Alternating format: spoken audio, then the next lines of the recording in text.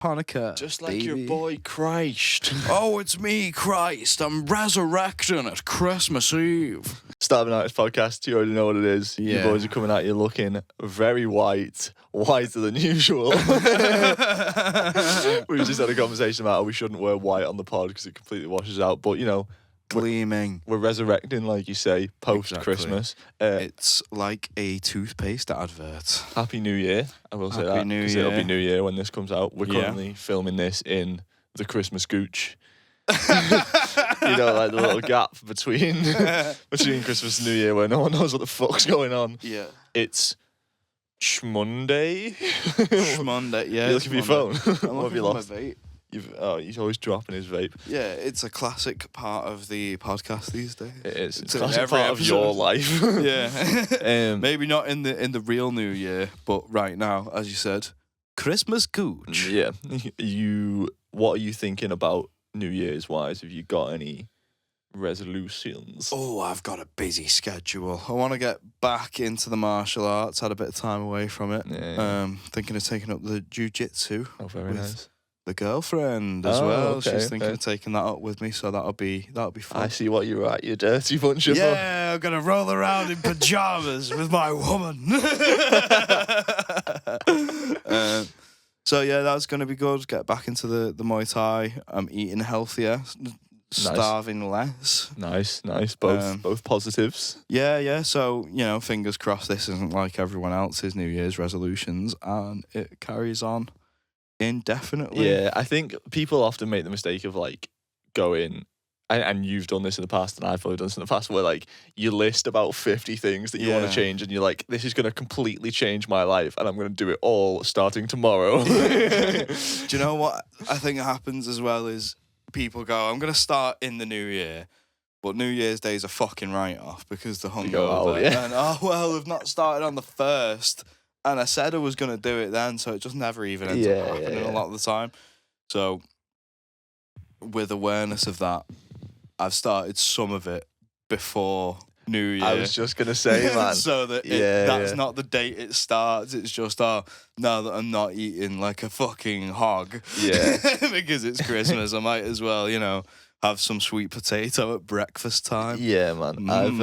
Which, by the way, like if you watching this pod, comment below because I think that's weird, but we'll move with it. Yeah, no, it was a very nice meal. Honestly, with scrambled egg, crazy delicious.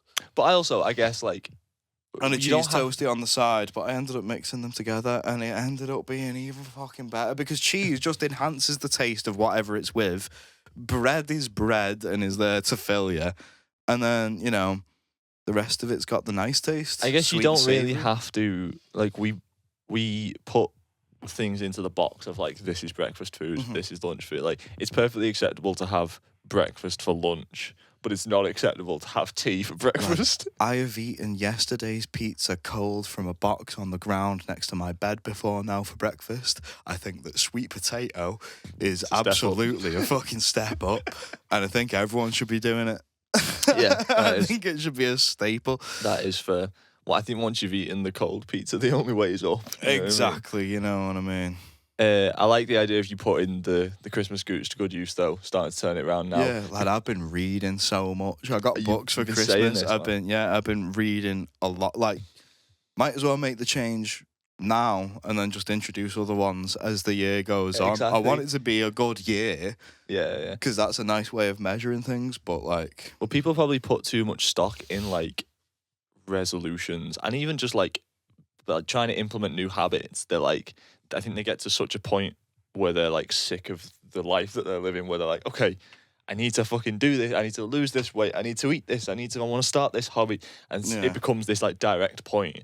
So then it's like, okay, I need to do this.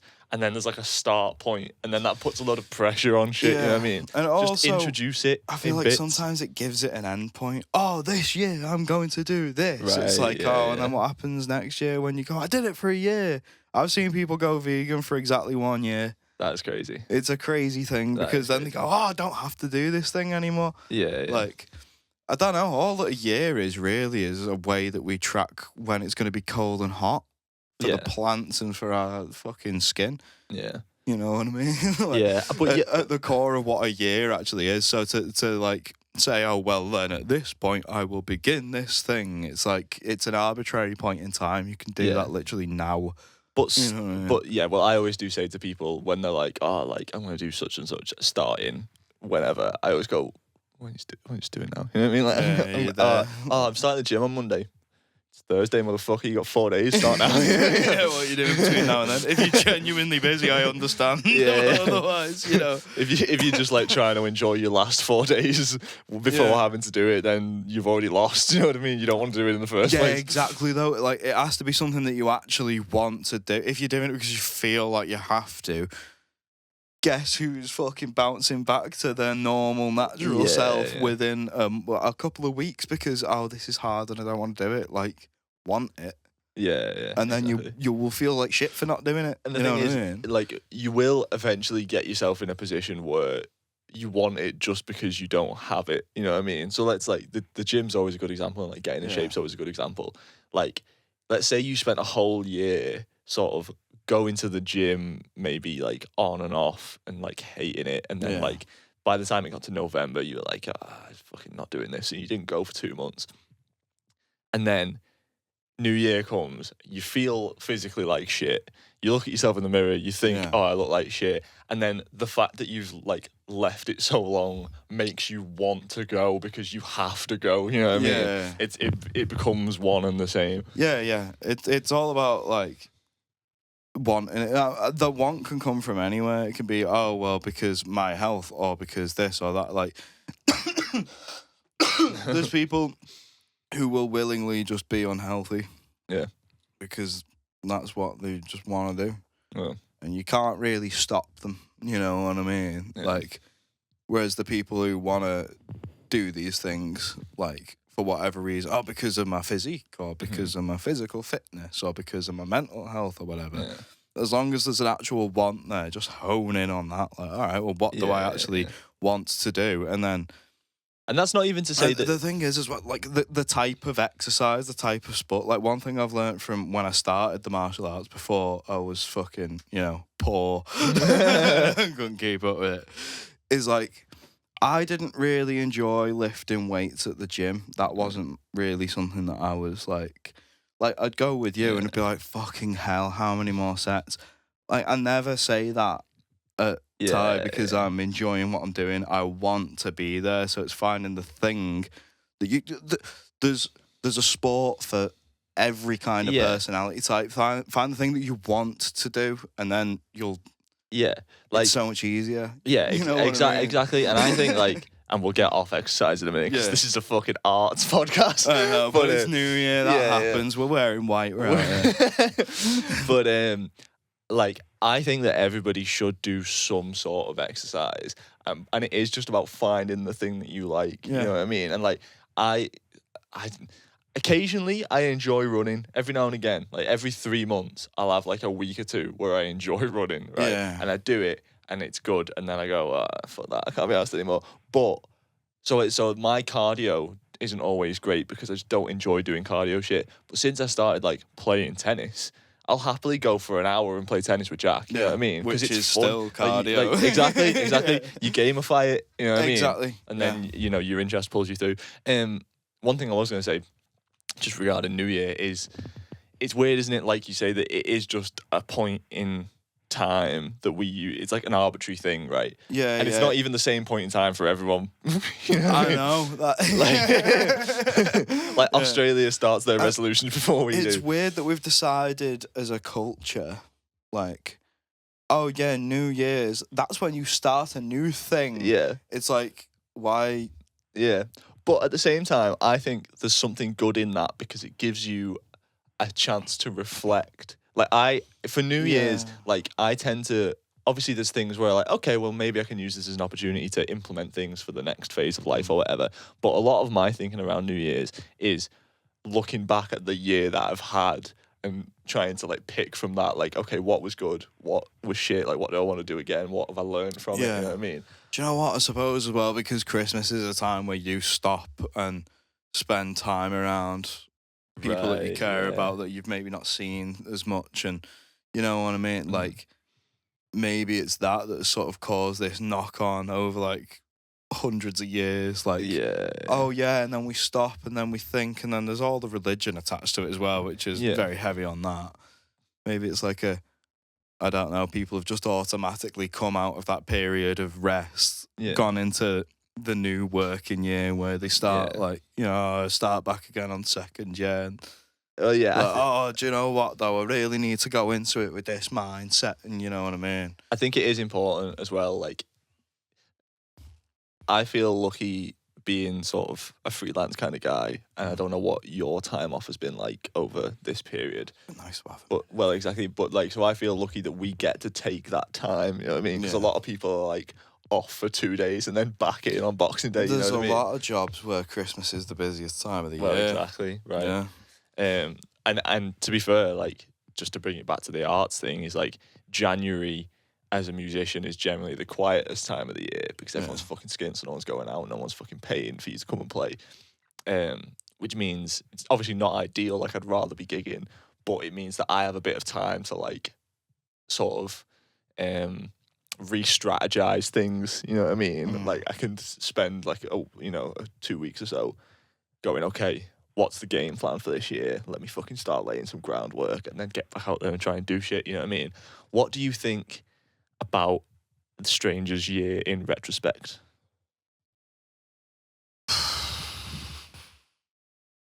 I think it's ended on a high note creatively. I think that we've been really trying to figure out how to find our feet a little bit this year still, because we've gotten to the point where all of the songs that we were working on before, like a lot of drastic changes to the way that we do things. Like, we've been working on stuff that was prior to that change. So then, now that we've been releasing that, we've been like throughout the year, we've been talking constantly about how we're going to reinvent whatever and how we're going to do all these different things. And we've settled on the same thing as what I was saying about exercise and stuff, like doing what we want to do just for the sake of wanting to do it. You know what I mean? Like, we've had loads of discussions about like, oh, well, aesthetic, how can we get that incorporated in this and that and the other? And we've wound up going, or we can just like wear whatever's nice and just make whatever sounds good and let it flow as it flows. You know what I mean? Which is healthy, I think. Which, like, to be fair, I have been saying, like, because, like, right, just for context, right, Sean, over, like, the past year or two, since going to uni, has sort of gained a bit of marketing knowledge and business acumen and stuff, and that's come in handy in terms of, like, us trying to put ourselves out there and market ourselves. But we've had many a discussion in the past, like, year to 6 months or whatever, of, like, do we come up with the idea of what we think will work and then do that, or do we do what we want to do or what comes naturally to us and then work out how to push that out there, which was sort of like my thing, which is now, I think, closer to where we've settled. You know what I mean? Yeah, probably is. Because, like, well, I wanted us to have, like, a plan because we'd planned everything up until this, but we were planning on releasing all these songs for ages. We were planning on, but like the plan was different. It was to get a label and stuff, and there was a lack of interest. So we thought, we'll put them out ourselves. Yeah. Which, and when we reached that point, I was like, well, we've been working on some of these songs for absolutely years. We should have a plan for like how we're gonna go about this. Like, and while we're there, maybe we plan on what's going to be next now that the songs are going to be getting written by just us two. A lot of these songs were written in a room with 3 people. Yeah. One of those people isn't there anymore, so I wanted to sort of come up with something that we could get our teeth sunk into the way that we've done projects in the past.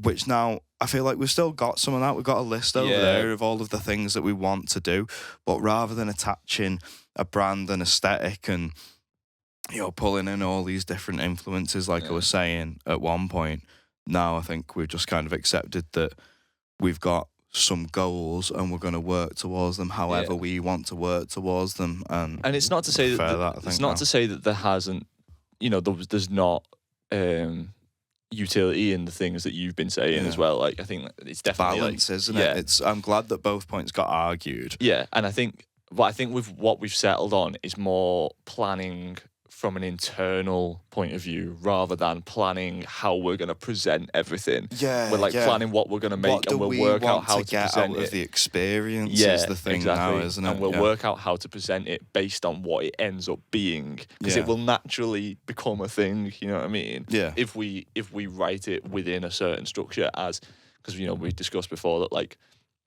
these songs that we've been putting out a new song every month was the writing of that took place over like several. They're just like the best of over like a 3 or 4 year period. You know what I mean? Yeah.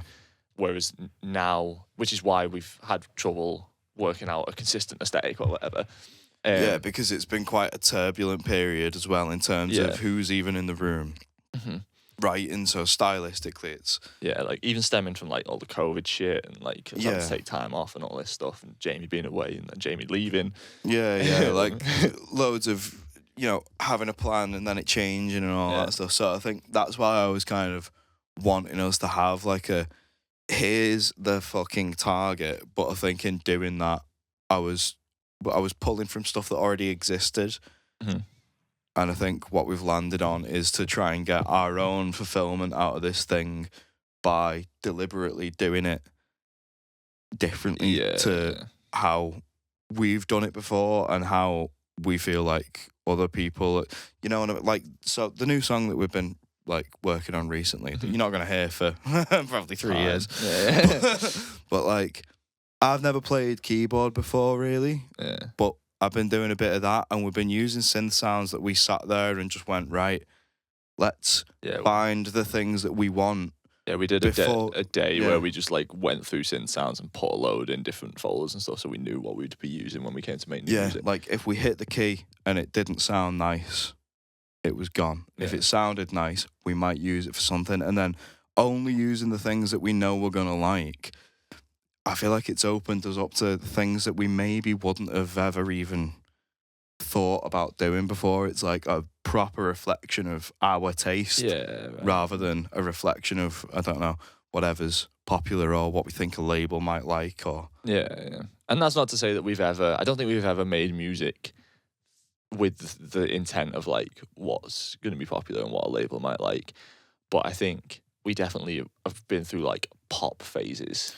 Yeah, where it's like, oh, this will be a good single. The way that like we treat social media as well over the past year is sort of like, I think, add a lot of like turbulence in terms of there's been points where we've been really heavily posting, points where we've not been, but I think that like going forward, we're both at this point where we just want everything to be something that we'd enjoy making at the time. Was the discussion we had like.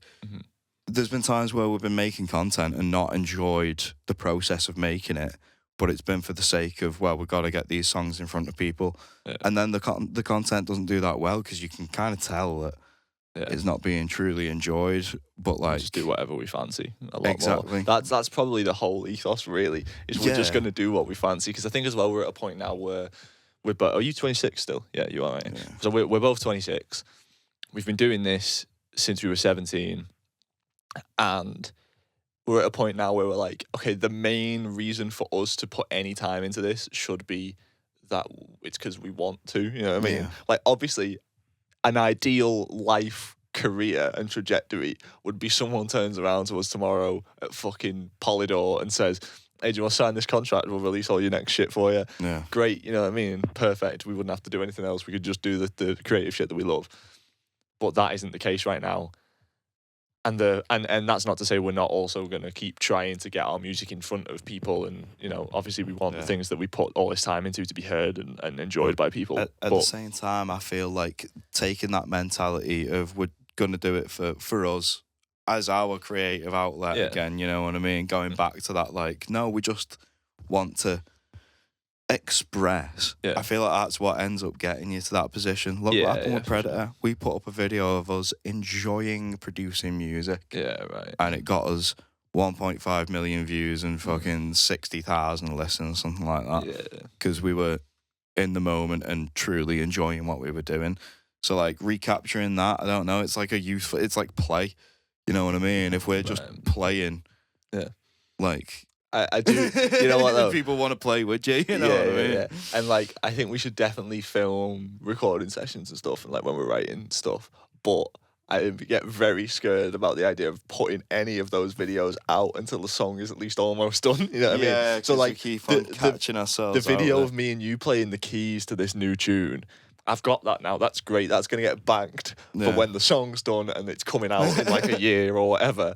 Because then we can put it out and then people will probably react well to that because it's a very organic video. Yeah. And when they react well to that, we go, well, here's the song then. You know what I mean? It's keeping hold of the cards. Like, that's where the strategy needs to sort of be. Oh, my God, my shoes are so muddy.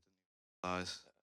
I'll clean it. I'll clean it. Okay, sound cool. I got white carpet in the studio. It's my own fault, really. But like, it's, I don't know. Fuck, I lost my point because it was. Well, okay. So what I'm gonna say is, my opinion looking back on 2024 musically, is I think it's not been very creatively fulfilling. Yeah. But I'm excited. But we realised that right at the end. Yeah, and I'm it's excited been a turning point on it. as to where we're gonna go now because I feel like 2025 has the potential to be very creatively fulfilling, or as creatively fulfilling as we can make it. You know what I mean? It's kind of in our hands now. Yeah. But also, to be fair, I am quite proud of the putting the song out a month thing. And when you think about it, we've done quite a lot. We've been fairly active. I would have liked to have gigged this year. Yeah. But we spoke about that. That's a plan that's going to come, next year. Which actually, right. So I've been meaning to say this. Yeah. Because this happened not long after the release of Dental Floss, which would have been in like November. Mm-hmm.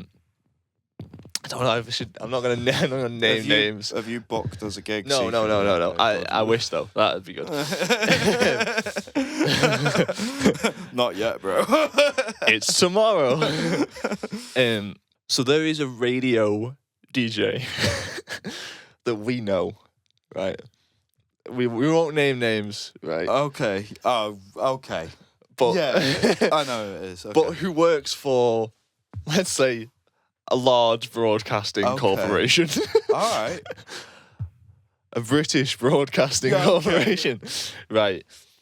And let's not be about the bush. BBC Introducing is a thing that I once had faith in, and maybe now don't have faith in because it seems that most people who actually get off the ground with it, people get played like we've been played just on the local show, but most people that actually get off the ground with it are people that had fucking management and stuff behind it anyway, and they've got them up through the ranks of BBC Introducing, right? But still, over the years, our local BBC Introducing has kind of supported us a little bit here and there. Yeah. Very on and off. We have tried to cultivate a good relationship with the guy who runs it. I often, whenever he plays our stuff, I always email him and thank him and try and be gracious about it. And he's put us on gigs in the past and stuff. So when Dental Floss was coming out, which was earmarked as we said we want this to be the biggest of the songs. We feel like it has good commercial radio potential. Had we not showed him it before as well? He showed that Dave guy. Dave. You're thinking Dave Pitcherlingy. Oh, okay. But we'll all right. Continue. Yeah. Because I feel nervous. I don't know if this is a good or bad story because it's been kept from me for a month. Yeah, I meant to tell you this on the last pod, which we've not been filming pods as regularly as we said we were going to do. Yeah, no, yeah. So I kind of just forgot about it. That's the thing. It's been a fucking turbulent year. Yeah. But next year is seeming like it's got a lot more of an idea behind it. Anyway, so BBC. So around the Dental Floss time, yes, I reached out to this radio DJ and said, look, we've got this song. It's just come out. We think it's got this potential. I'd love your feedback. If you could play it, that'd be extra great. You know what I mean? Just to put it out there, I by no means think we deserve to be played. Mm-hmm. But I feel like we probably have more of a relationship with this DJ than a lot of other people who upload things. Yeah. So I was just saying, if you agree that it has this commercial potential as we do, we're trying to get this to be a decently big single. Can you fucking help us out? You know what I mean? Yeah. And his response was, Yeah, it sounds good. I'll push it in January when. Oh no, he's like, I'll push it next month when you've like around a gig that you've got. Like, when's your next gig? Mm. I was like, well, and this is before we had the conversation of like, we're probably not going to gig now until May or whatever. But I was like, oh well, we'll probably gig in like January, February. But that's not the point. You know what I mean? Like, I'm not trying to use. I don't want you to use the single to promote our next gig. I want you to. The single is promote the single. You know what I mean? Yeah. Like, if anything, the gig would be to promote the single, right? Yeah. So he was like, "Oh well, let us know when your next gig is, and I'll use it around then to plug the gig." Which I was like, that's just fucking weird. It's a weird thing to say, right? Why not just, if you think it's all right, just play it now. If you don't think it's all right, then just say I don't think it's all right. You know what I mean? Yeah. Like, so I said to him like, oh, well, we're probably not going to be gigging until the new year now. But the single's out now to stream or whatever. Yeah. And he just blanked me.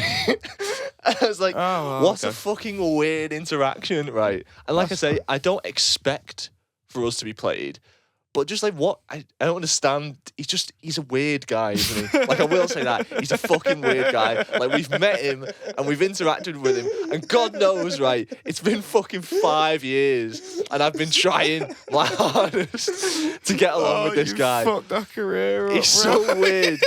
He's so weird. Like, I can cut some of this bit, but he is, isn't he? He's not going to listen to this. He's never going to listen to this. Exactly. Right. It's fine. So anyway, when anyone comes out on the 1st of Jan, should be out by the time this pod drops. Yeah. Oh, fuck yeah. Go ahead. I forgot it was on New Year. That's nice. Yeah. So when that comes out, we're moving to BBC Introducing Manchester. I have decided. Cool. I'm game for it. I think Manchester's probably better for us anyway. It's better culturally, isn't it? I feel like more people get out of Manchester than get out of Liverpool. You know what I mean? People get big in Liverpool and stay there.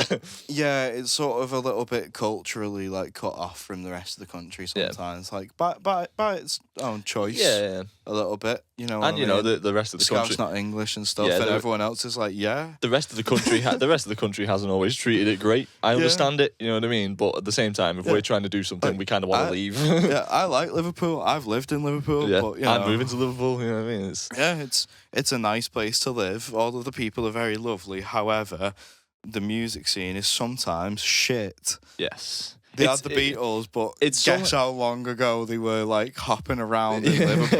You know what I mean? Yeah. Like, you won't believe it. It's mad in colour, bro. I was saying this to someone a while ago. Like, Liverpool musically is thriving in the sense that there's a lot of musicians there, and there's always places to go and see live music. But in terms of original creativity, like, there's no original music. Saturated with covers, like, yeah. So like. Which is fine because that's what the demand is. If the market is demanding covers, then I'm glad that there's so many acoustic artists doing covers in Irish bars. That's that sound. There's a lot of Irish in Liverpool. That thing that I do, that I play bass for sometimes, the indie night in the Jacaranda in the basement. Like, I was talking to someone about that, and that gets packed, right? And it's a sick night, and it goes off. But like 20 years ago, that would have got packed and been a sick night and gone off, but bands would be playing their own shit. Whereas instead, like, we have to play other people's shit. We've not cared about live music for quite a long time. Yeah, I think we got quite disillusioned with the whole process, didn't we? Oh, yeah, because, like, you'd have this promoter on at you for weeks and weeks going, sell these tickets, as if it's not their job as a promoter to, like, push these bands, you know what I mean? Yeah. Like you're asking children, you realise. There was a point when we were like 18, Yeah, there was a point in time where I was like 14 dealing with these promoters being like, push these tickets, lad. It's like, you're a grown up. Yeah. I don't know how to market it. You've chosen to market live music as a career. Yeah, you push these tickets. Yeah, you fucking push them. But I think that's half what's fucking killed the industry is these shit ass promoters. Yeah, because it's fellas who have bought a set of speakers and have paid the mate who knows how to sound engineer it, and have said to the bar, you can have a cut of everything that people pay for drinks, which no one's buying no drinks anyway because it's parents Everyone's in the 14. fucking band. Yeah. Everyone's 14 years old.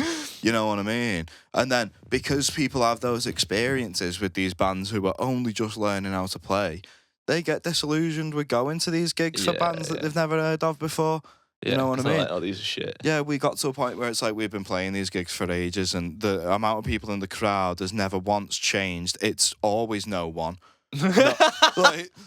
No matter how many bands are on and no matter who those other bands are, unless it's someone who's famous off the telly, it's you're playing to the other bands. Yeah. You know what I mean? And that's or the at thing, least like, that's how it was. And it got to a point where we were like, we're actually all right now, but we're playing with bands that are where we were at a few years ago, but I can see why no one was paying to see me then, and I can see why no one's bothering coming now, because at one point I was like that, and you know what I mean? Yeah. I don't know, it felt like, especially... Unless you can get like a decent support slot for somebody bigger, then really it benefits fucking nobody, because you're selling tickets to your mates, which, by the way, you get fuck all cut off. You get like £1 per £8 ticket if you sell over 20, which is insane, which is bullshit. A ridiculously bad deal. Yeah.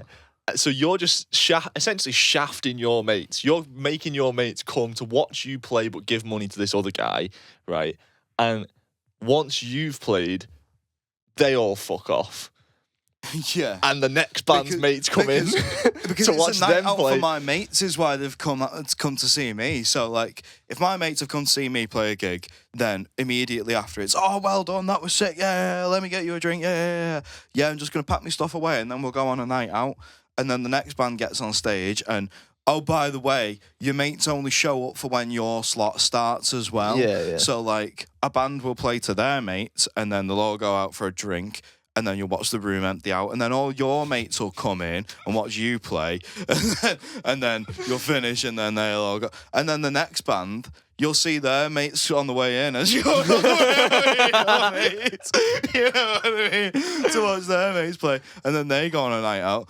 The only prerequisite for what the size of the crowd is going to be is how many friends have you got that are willing to waste their money. Yeah. And by the way, the more you do that, the less friends come each time. Yeah, because also they've heard all of the songs before. Yeah. They've only come and seen you. They've not seen any of the other bands. Yeah. It's a shit And show. also bear in mind that we were like 17 when we started Strangers. I was taking afternoons off work to do these gigs as well. You know what I mean? Like we were 17 when we started Strangers, but we'd been already gigging in other bands for like 4 years by that point. So everyone had seen what an unsigned young band looks like with their mate in. So even the starting numbers weren't great. You know what I mean? Yeah. The only probably the most people we ever played to, right, was one of our very, very early gigs at the Zanzibar when Raf was playing guitar for us,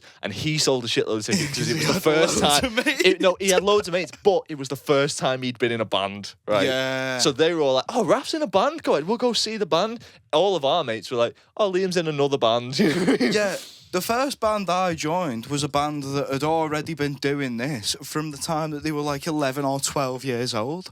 I started playing music. Oh, no, wait, no, it wasn't. That was the first proper one after the one that I did one gig with. And then I joined Limited Edition, who had been going since year 7. And it was year 9. You know what I mean? Or year 10 or something like that. So everyone had that effect with them, but well worse, because they were 11 or 12 when they started. Like, yeah, that gig with Raf was boss as well, to be fair, because not only that, but we could get all of each of our other individual friend groups there as well, because it was the first time that, like, we didn't really know the drummer, we didn't really know the guitarist that well. Yeah, we it was like a new group them. of people. Yeah, it was like... but then we've got like separate friend groups who also came. So there was like 4 groups and then parents. You know. So we did sell like 60 tickets. Made about 30 quid. Yeah, that's the thing. And then no one came again because it was like, and everyone enjoyed it. Yeah, it was good. It was a good gig. It was a good night, but we've done that now. How often do you go and see Arctic Monkeys? Once every fucking 5 years. You know what I mean? It's like... But, you know, the demand is rising ever for us to gig because we haven't gigged in ages. So that's what Yeah. we're gonna do. We're gonna. I would say Do the one, demand. video it, use that video for a long, long time. I'd say the demand has risen, fallen, and risen again. We've not gigged in that long. I feel like interest in live music has been doing that over that period as well. Yeah, though. that's It's true. been having a lot of like peaks and troughs. It feels like. Yeah, I think the fact that we're so different now as well. You know, it's songs that we've never played live before. It's a new lineup. It's a new setup in terms of like what we're even playing. You know, I think that will add a different dimension to the live show. Yeah, we need to make it. Live show here's coming the fucking- 2025. Hopefully, probably. Maybe. No, I've definitely. got a busy uni schedule, Right. but It- I graduate in April, so we can start practicing after that. We are gigging this year, Yes. right? Even if I have to just book one and say we're doing It's it, happening. and if you don't do it, I'll put you on backing track, right? Sad. In the summer, we'll do it. We've got till Yeah. then. You'll finish uni. We'll have rehearsed. It'll Yeah. be great. Loads of people will come. We'll film it. Post-April game. May onwards. Oh, absolutely. Yeah. Man. Oh. Oh. No. Oh. But yeah, I think one thing that when we used to do gigs that started kind of getting us down with it was if we were going to be going and playing to these bands and then them playing to us. And because at a point then also there was one of these troughs in people's interest in live music to the point where bars all over the show were closing one after the other, and this was before the pandemic. Yeah. You know what I mean? People were begging, please come and support your local music artists, weren't they? Yeah. S- There's a whole episode's worth of shit we can talk about. yeah, to do with that. there was a whole thing going on there. So it was literally just bands playing to each other for a while in Manchester and Liverpool, it felt like. Mhm. And the bands that we were playing with, really, it had become what is in business terms called a homogenous product in that they're all exactly the same. Right. It was a lot of, oh yeah, we really like Oasis and the Libertines, and Yeah. that's basically it. You know what I mean? So it like, I don't know, I think we felt a little bit like if we're going to be coming and doing this, I want at least to find interest in the guys who are Yeah. going to play to me before I play to them, or the one who comes after us, you know what I mean?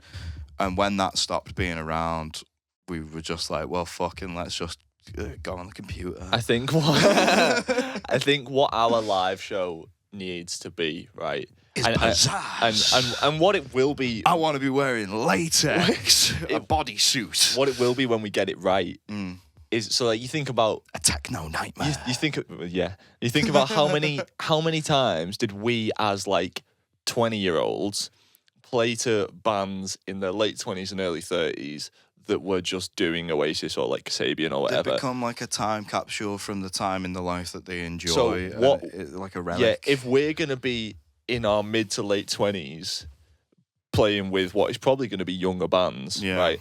We need to be something that people see and go, oh shit, like I've never seen anything like this before. You know what I mean? Yeah, that's so true. So that it doesn't matter that we're old men of the industry. And it I find grey hairs now, which means that I need to do something really, really interesting on the instrument. Otherwise, it's bad. yeah. You know what well, I mean? you know what I mean? Like we can't just be the same band that every other 20-year-old band is because we're not anymore. You know what I Yeah. mean? We're fucking 26. Not we're only men. that, We are need to men, Sean. use- Exactly, we are men with penises and balls and everything. I think that like Wait, you've got balls. only the one. Carry on. So I think that like it is important to do something like that because we're at an advantage in terms of the acts that are older than us will still be stuck in those same ways and are doing a rerun of something that they grew up with. Yeah. And that's the same for like we've played with 40-year-old bands who play like Aerosmith songs, and then we played with like 30-year-old bands who play Oasis, and I feel like that ends up happening all the way that you start with the thing that you're after, Yeah. And then you just keep on doing that. So there's a likelihood that a lot of the younger acts are going to have picked something that's currently out that they're trying to also replicate, and that they'll continue to replicate until they're 40. We have this mindset of wanting to do something different all the time and hear stuff that's not been done before because it's come from in us. So in doing that, like, I don't know, the constant motion, you know what I mean? The not being predictable with it and not being like the homogenous products that are getting created. Each generation's got like one or two things that they end up replicating. Yeah. Just do not one of them and you're chilling. Yeah, that is true. I'm going to swing back around to something we were saying before, just via a different point that I forgot to say. It's just when we were talking about like the sort of grassroots music industry and like venues closing and no one wants to go to gigs and stuff, is like back in the day, right? And I'm kind of making assumptions here because obviously we weren't there, right? But it would appear that what would happen is you would prove to someone who owned a venue that you were good or decent, and then they'd put you on if you were good and pay you £100 as the entertainment or whatever the fuck, right? And you could trust that the bar was going to have good music because the guy has been tested in whether or not he's good if he's worth paying. And an important thing is that they would pay you for it because it's like, you're this evening's entertainment, here's your wage, right? Whereas I was looking at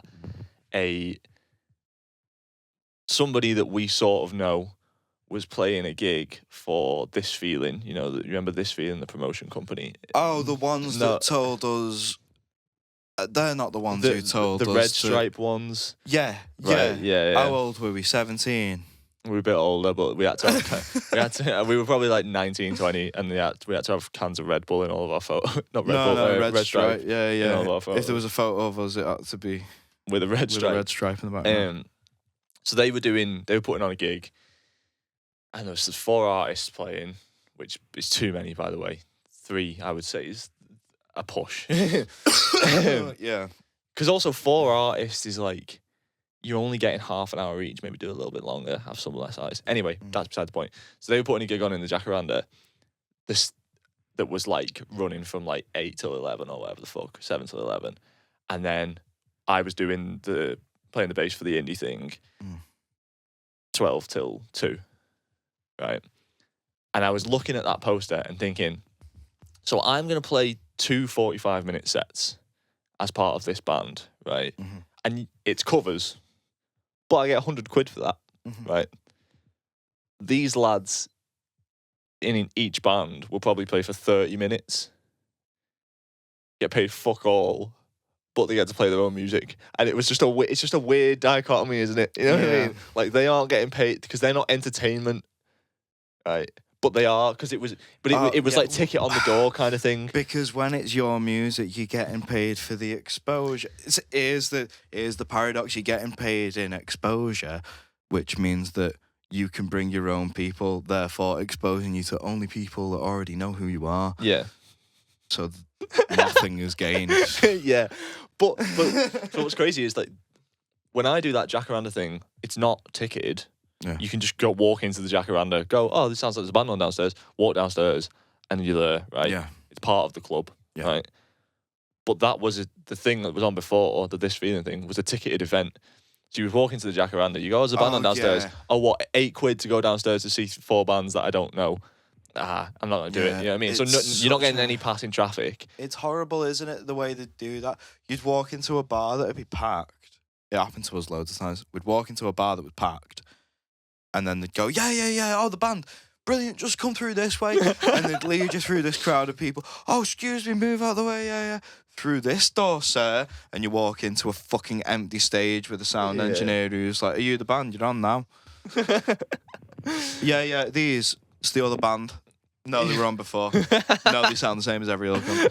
You know what I mean? Like, it was, I don't know. I don't know if it's even changed since, because it's been so long, because it was really disenfranchised. Yeah, probably not. You know what I mean? Like, I feel like after COVID, there was a boom that we just didn't get involved in, but I feel like now it's probably sloping back into its usual state. You know what I mean? It's just funny that like that People event, like DJs is the thing as well. People aren't even asked about Yeah. bands most of the time. that learning to DJ is on my 2025 to do list, just because it's probably about time. I was going to say, oh yeah, it's just funny, isn't it? Though, that, like that event was a ticketed event, so they're earning money by people being there, and yet the artists aren't making anything. Whereas I did the one which wasn't ticketed, but I got paid a wage because it's your job. Oh, sick. Oh, well, I'll pay you for it then. You know what I mean? Oh, you're going to do... Well, I think it's because it's like, oh, you're going to do songs that I can guarantee people are going to like. I know. It's fucking Whereas if someone comes in going, can I do my own music? It's like, Yeah. But so anyway... Yeah, but... I won't pay you for that. You can certainly try. I just want to swing back around to the BBC introducing thing, because we sort of moved on from that to comment on the industry. But like, what do you think about that? What do I think about that? I think you've got to kind of take things into your own hands, don't you? At a point, we've said before, I'm pretty sure on the podcast, like you're very beholden to the tastes of the guy who's your local guy with that system. Right. Yeah. We can change who the local guy is because we're from in between two places. Yeah, So right. that's a strength. We need to look at the opportunities that we're being faced with. Yeah. You know what I mean? And I think ultimately, you know, these are songs that we wrote years ago or started writing years ago. The stuff that we're working on now is some of the best stuff that we've ever worked on anyway. Mm-hmm. So feels like a bit of a fresh start. We've got this new creative juice flowing through us, all through my veins and my bones and my soul. So taking that to a new guy from a place that is a bit more experimental in the music taste. Like a lot of Scousers, like there's a lot of them that like indie music and that, but there's a lot of like that Scouse rap shit was going on the other year. You know what I mean? It's maybe a place that we like to go and live and be at. And enjoy ourselves because it's nice and open and all that stuff, but that doesn't make it the avenue for our music career. It just makes it a nice place to go. Maybe Manchester's for that because that place makes big artists quite often. I think it's more artistically driven as well. Like Liverpool loves music, but Manchester loves art. Yeah, Liverpool want to see bands in bars and they want to see them in the same bar a lot. Yeah. You know what I mean? Like, people in Liverpool have a bar that they like and they go there and they want the acts that are on in there to be good. Yeah. And the rotation, people like getting to know each other and you know what I mean? Manchester's a lot more like, it feels like it's like, oh, what's going to happen? What's the potential of what can come of this? You know what I mean? Like, Liverpool likes to stay in Liverpool. Manchester likes to throw things into the world. Yeah. Same with the footy, you know what I mean? Mm-hmm. Like, they like to be seen as producing something to put them on the map all the time. Like, part of me wants our first gig back to be in Manchester, but I'm aware that it's further for the people who want to see us that know us. You know what I mean? Yeah. Because I think when we first play again, we'll be able to get a decent amount of people that we know to come and watch us, right? Yeah, I think the first one should be in Liverpool, to be fair, because it is easier for people to get to. It is the place that's... Yeah, we know what bars would be good for us to do it in. Yeah. Like, we've got a lot more awareness of that place because it's where we've been, but we know it doesn't work for us. All this is an opportunity to go, oh, okay, well, this is confirmation that we need to go to Pastures a Greener. Where would you play? Like, or like when you think about our live set, do you picture it anywhere that we've played? Like, if you think about us on a stage, where do you think we are? I do picture Night and Day in Manchester quite a lot. So do I. I think that should be the next one. I feel like that's maybe the place that we should... Well, because what I enjoyed about that place... People already there. You're actually getting the exposure. I'll play for free if the exposure that you're telling me I'm being paid in is there. Yeah.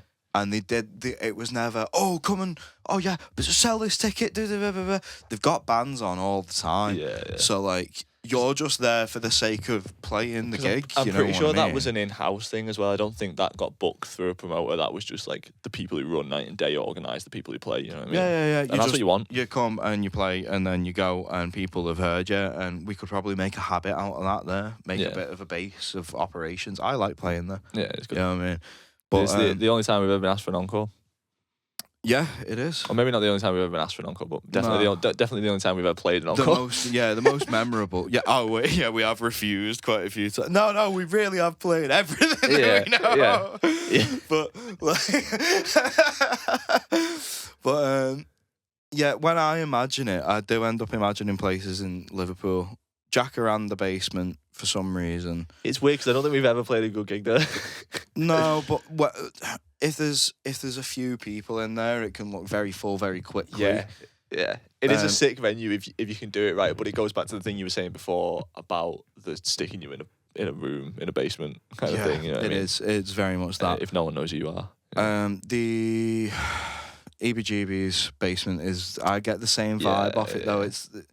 But I don't know. Sometimes it can have a fair few people in it. Yeah. Again, it's easy to make it look full. And then the other one is what's it called these days? The Zanzibar. Yeah, I think it's still called the Zanzibar. Yeah. The Zanzibar would be a good one, man. Yeah. Zanzibar was like such a shithole back in the day, but it was. I think they've done it up a little bit, and I've not been in since. But it was a shithole, but it was good. Like. Yeah, it's where I played the most. I think is why I end up envisioning that. Yeah.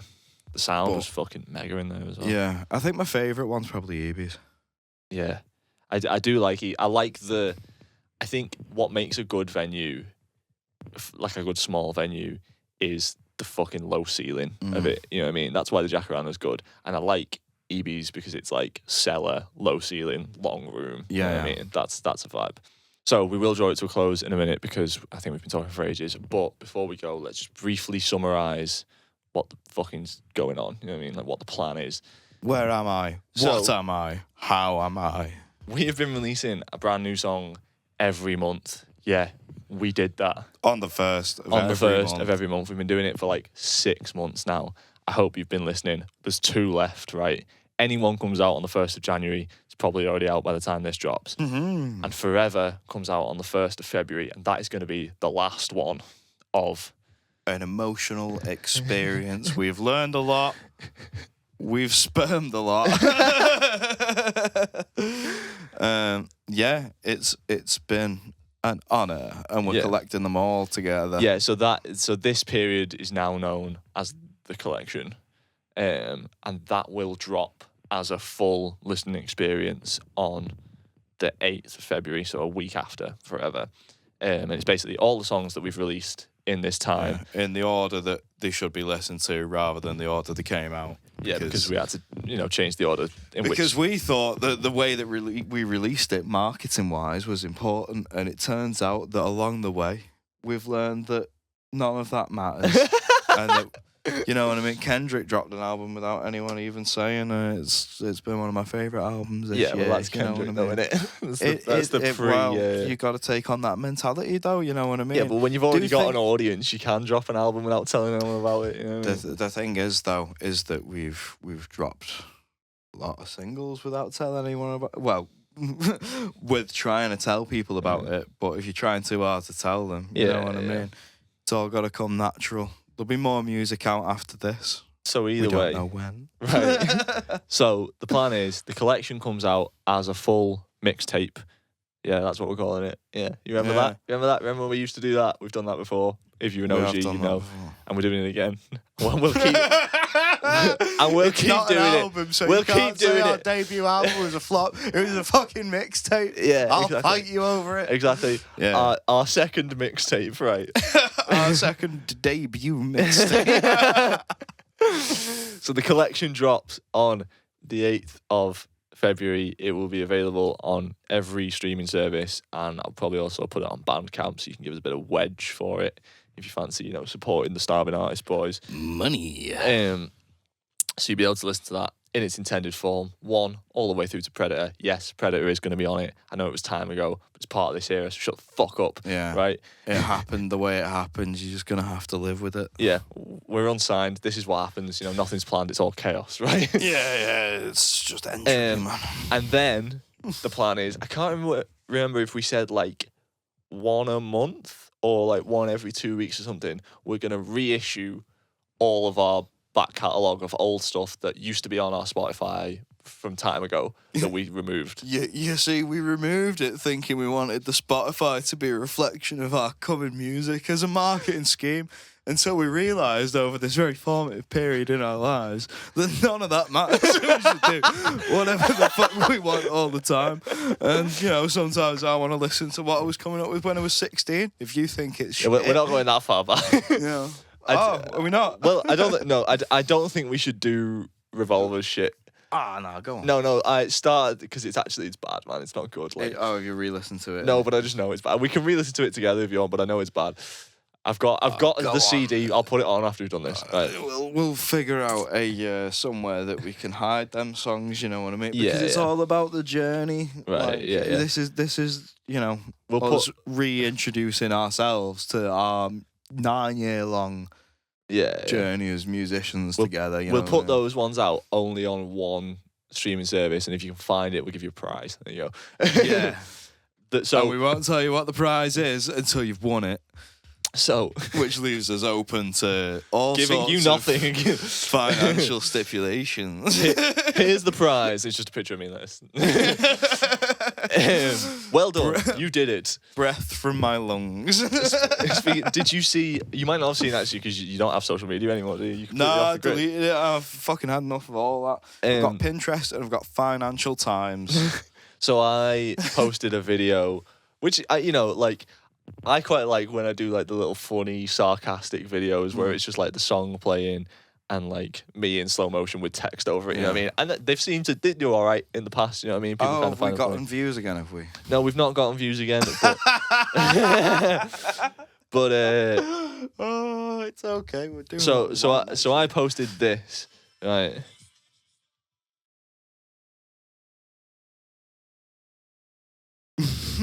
Which just a funny, nice laugh thing, and someone commented.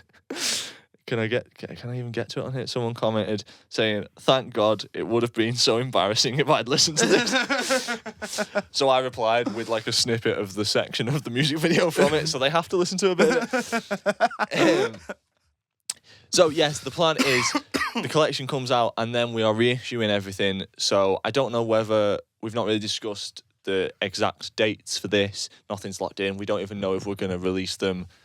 Well, Very publicly had a thing just then about a big domestic dispute about whether or not we're going to put out old Revolver songs. Right. Yeah. So we don't know. Most people don't even know what that is. Exactly. But but all that stuff will get dropped. So it'll be the demo tape EP, the mixtape, Midnight Driving mixtape, the debut mixtape, and then a EP of singles that just came out as singles that were initially at that time when we were writing them gonna be an EP, but it's the EP that never was.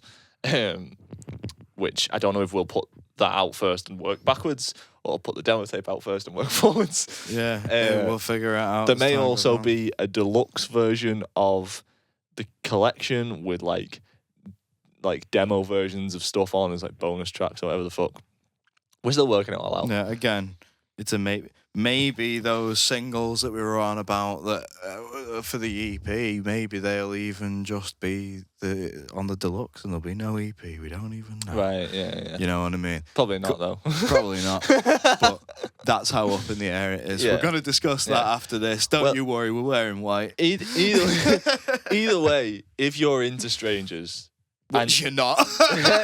Which if you're watching this, you probably are. Yeah, you must be. If you're into Strangers, and especially if you're like a newer Strangers person that's like Predator onwards, not only have we been giving you a new single every month, you're now going to get like 20 odd songs in 2025. Yeah. They're going to be old Spotify's songs. going to be full. Everything's going to have under 1,000 listens. Here's the thing: is that we have some songs on there that have got like nice looking numbers, and we wanted a label to be interested in us. Yeah. I'm just going to give them full disclosure because we're not doing that Yeah, anymore. yeah. I don't even want a label because they all seem to be Fucking pedophiles. yeah, these are all nonsense, so I don't want to get fucked. So, that's distracting me. You were saying that some of them have good listening statistics. Yeah, so like the ones that didn't and the ones that didn't reflect us, like with the artistic director, because people were watching videos of a song that we were working on and then going to the Spotify and going, this sounds nothing like the stuff that I was expecting. Yeah. Oh, this isn't what I wanted. And we didn't want to turn people away, so we took that stuff off to not give that false impression. Yeah. But now there's enough stuff and it shows enough of a progression over time that we might as well have it all there, which means that we're re-releasing like nearly a decade's worth of music. It's like, you know, like when you watch a TV show and like the pilot and the first couple of episodes, you're like, oh, these are the characters that I know, but it's not really settled in yet. But like when you get to season 4, you don't fuck off the first 3 seasons. You know what I mean? Yeah. So like the progression is the thing. You know what I mean? Like the like whole if piece of you art wanna is the listen- progression. If you want to listen to a band learning how to write just like over time. And also, like we said in the last episode, there's nothing really on there that we think is shit. You know what I mean? Everything's kind of still I'm all proud right of everything that we've done because in that time. like when we were first starting to write and record together, the compliments would be, "Oh my god, at this age," you know what I mean? Yeah. So and now they're like, "Oh my god, at this age." Yeah. So anyway, right, we're gonna draw this to a close. Like I said before, Anyone, our latest single, is out now. It's an absolute banger. You should go listen to it. We're dropping a new single in February and then a load more material across the rest of the year. I will link you to our social media in the description below. Thank you. You're welcome and stay hungry. Yeah. Bitch.